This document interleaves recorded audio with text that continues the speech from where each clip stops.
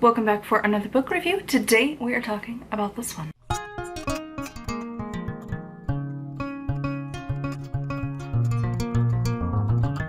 So this is Nature's Hidden Charms by Liz Dean. 50 signs, symbols, and practices from the natural world to bring inner peace, protection, and good fortune. So this is a book that's mostly just like a collection of various spells and little things to do, mostly in a rural setting. And the style of the magic tends to feel very much more folk magic rather than a little bit more formal that we would do. It's a lot of just like you're out in nature, grab the thing, do the thing, and there you go. It's not as much of like find this particular stone or whatever. Like it kind of is, because it's like find this particular plant if it exists where you live kind of a thing. And I gave it a 3 out of 5 stars. I didn't like this book. Like there were quite a few points that I didn't necessarily agree with, and I really am not sure how accessible it is to a lot of people. Like as I was reading through this, most of it I was like, there's no freaking way I'm gonna find that here in Utah. Like just no. And like it's not for me. And I don't know what I was exactly expecting from this book, but it wasn't this. And again, it's just a lot of like, visualize the thing happening as you hold the item. And to me, that wasn't really helpful, but I'm assuming for other people, maybe. But like, I don't know why we needed a whole book of just like basically visualize the thing.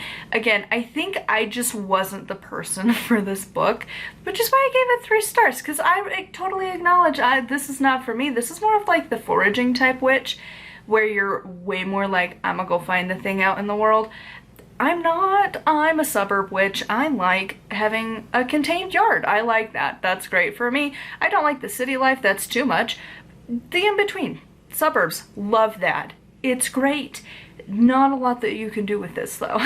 And I just didn't like this book. But I know that other people will. Again, if you are the hiking type, this is your book.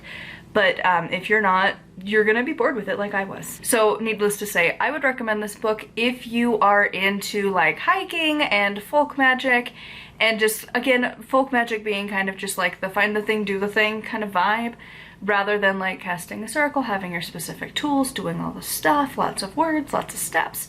It's very much more of like, found the item, use the item. Like, like find a stick, find a rock, like find some things on the shore. So one of the things was that, again, I didn't particularly like this book, but one of the very, very early steps in this book was this like quick little rant about not stacking stones. And I was just like, but why? You didn't tell me why. So I had to go down a rabbit hole to find out why. And like, it just makes me laugh so hard. So apparently it's a big thing in the hiking community to get super pissed about. I don't see why. Honestly, I think it's really stupid. And like the thing is like, as I was reading this, I had just come from a Buddhist house where there were stacked stones, and I'm like, what the fuck is wrong with this? Like, it does literally nothing to anybody. You stack like 4 stones. Whoa, so crazy. And it's basically that like, if you stack stones, you're jacking up the environment. And I'm like, that's really fucking hilarious. You know why? What are you doing really that's that bad? Like, stacking 4 stones is like so bad, really. 'Cause are you driving a car there? That's more of an environmental impact. Are you vegan? Because if not, that's a big environmental impact. Like, there's so many things that it's like, why are you so mad if somebody wants to put rocks in a stack? But also that you can take flowers and twigs and things that are out in nature, and it's like, this book was like, well, if it's fallen, it's fine. And I'm like, okay, but like, what makes the difference of if it's a fallen leaf and a rock? What's the difference? Like, the hypocrisy of it was just, like, it got me so fired up, and I don't know why. Like, it was the stupidest thing to get upset about, but it was like, really? Like, you're gonna be mad about people stacking rocks, but like, you drove a car there. Do you know how much of an environmental impact having a car is? Like, they are not environmentally sustainable, right? And especially if you drive older cars too, like, they don't run very efficiently, and like, there's so much waste involved. Like, I just had to replace all 4 tires on my car. That's expensive. And then there's like all of that waste that's involved, and like, seriously, stacking rocks is not going to make a difference. And again, if you really care about the environment, are you vegan? Because that's like usually a bigger environmental impact than like somebody just grabbing like 5 rocks and stacking them in the mountains. Not gonna make a difference. It's just, and it's a really hot button topic. And like, I could see if you were having like a lot of people doing it, maybe-ish, but also like, if you have a lot of foot traffic in a natural place, it becomes not natural anyways. Again, stacking rocks, pretty low on the environmental impact. And like, the fact that they're like, well, you can go and take like shells from the ocean and whatever, I'm like, wouldn't that be a bigger environmental? Anyways, that was like, it took me such a side tangent, like an hour away from reading this book, because I was just like, I kept trying to read and I was still fuming, and I'm like, why didn't you say why it was a problem? So I had to Google it. That was the problem I could find. And I'm like, it's so stupid. It's just so dumb.